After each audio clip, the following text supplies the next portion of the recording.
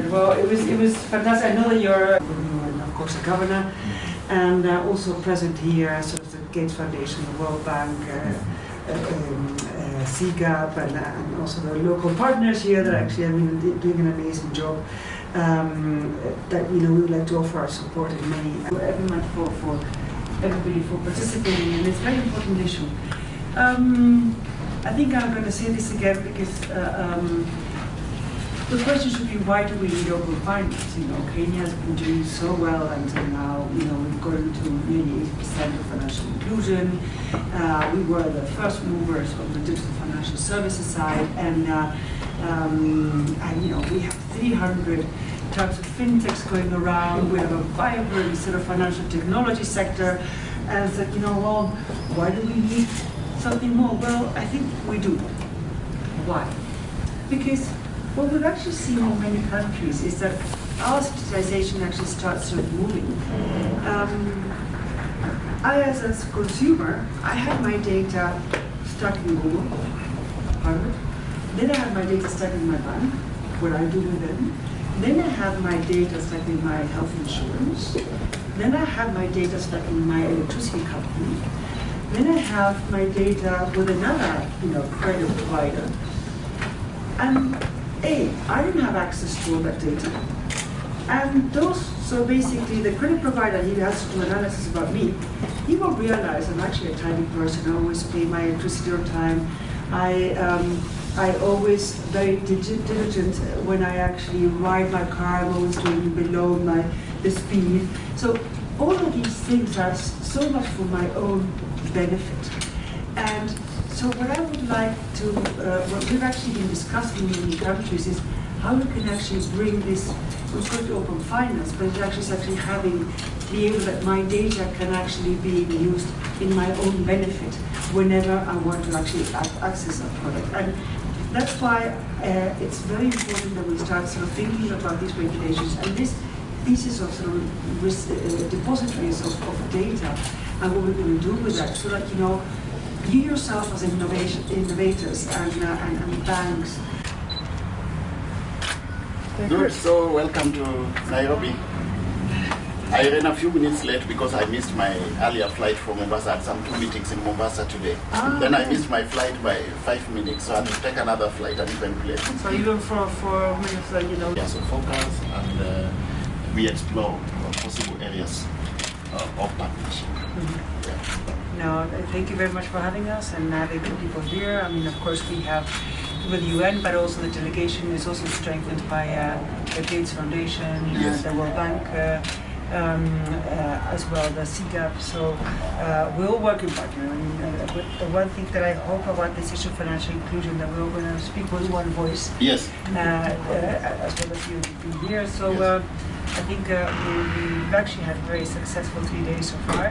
Yes. And it's very important to speak to youth because digitization is a very important part of financial inclusion, and all the possibilities that digitization gives and financial inclusion gives rely on I would say, strong digitized system.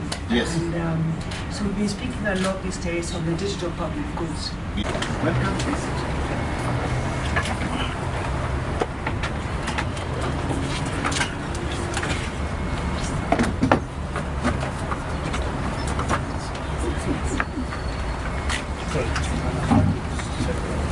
The digital superhighway.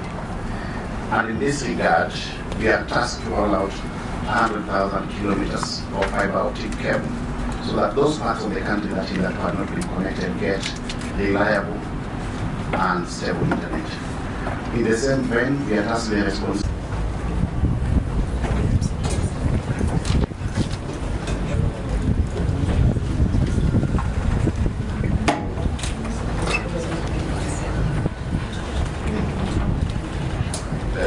Welcome, members of the state.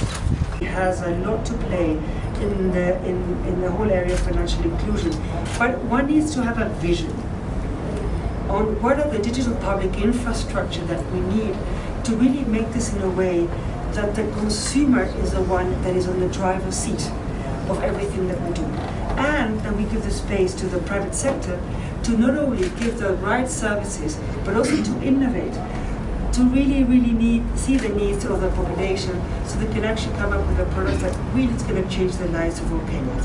Thank you so much. Enhance financial inclusion for our populations through the digital platform. The CS has already made some observations. Her Majesty has also made observations about sort of how to actually bring this digital ID that actually is a foundational part of the Kenyan society, but also is not only is good for the government, it's also good for the citizen. And it's a way that is actually that he trusts his system, and that he actually all this foundation ID has a safeguard that his data are actually going to be taken care of.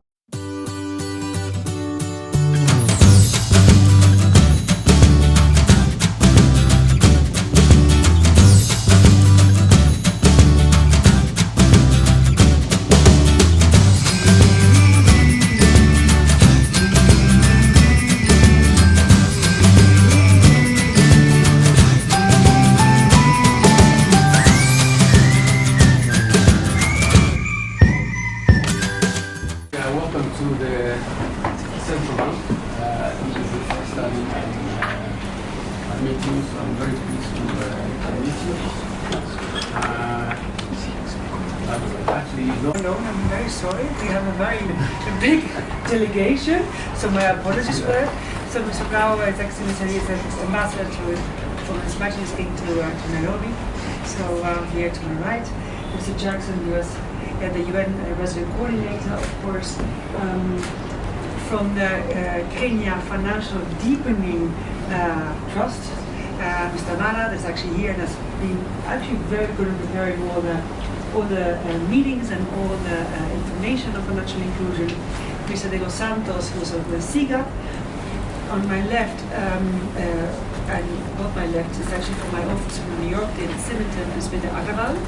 And then we have Jason Lan from the Gates Foundation, and then we have Natarajan from the World Bank. I always have to say well, so I have to read it properly.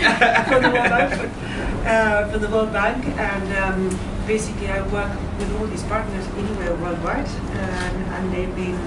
We just basically work together, and of course they have a lot of their work they do here, as you very well know, because we're working with most of them, you know. So Your Majesty, No. Governor, Deputy Governor? No. We've left some space for you. So Your Majesty in the middle, and then flanked by the Governor and Deputy Governor. In Your Majesty. There you go.